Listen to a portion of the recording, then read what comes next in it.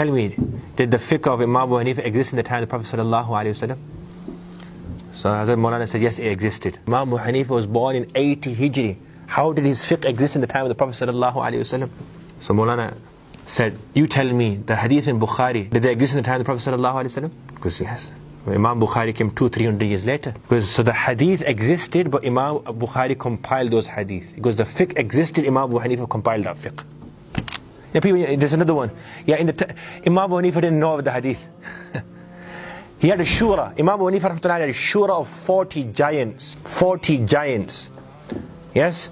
Amongst them you have his students, Imam Muhammad bin Hassan al-Shaybani, who's the teacher of who? Imam Shafi'i, who's the teacher of Imam Ahmad bin Hanbal, who's the teacher of Imam Bukhari.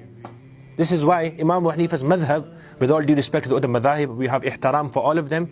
But the difference between the other schools on Imam Abu Hanifa's school is that Imam Abu Hanifa is the only school that was based on a council and shura.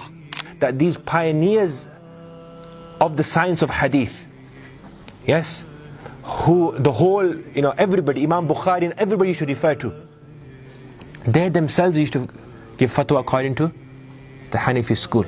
Yahya bin Sayyid al-Qattan would clearly say that most of my fatawa, I follow Imam Abu Hanifa. He was a muhaddith.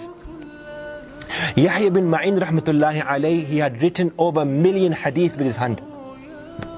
Imam Ahmad bin Hanbal rahmatullahi alayhi says, if Yahya bin Ma'in has not heard of a hadith, assume that hadith does not exist. And what was he?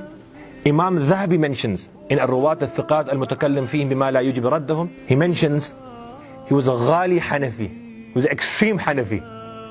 Min al-Hanafiyyat al-Ghulati. This is the word that Imam Dhahabi has mentioned. And Salman Farsi radiyallahu ta'ala mentioned the Prophet alayhi salatu wasalam placed his blessed hand on my shoulder and he said that if Iman or Deen or knowledge is at the Thuraya star, Pleiades, yes, Thuraya is a star, Pleiades star, then men or a man in one narration, a man from the clan and the progeny of Salman Farsi will take the knowledge from there and bring it down.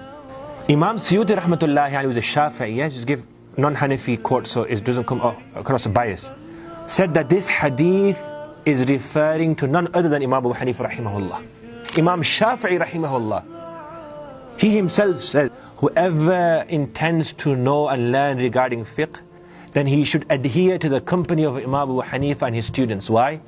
Because everyone, including Shafi'i, we are like the children of Imam Abu Hanifa when it comes to fiqh.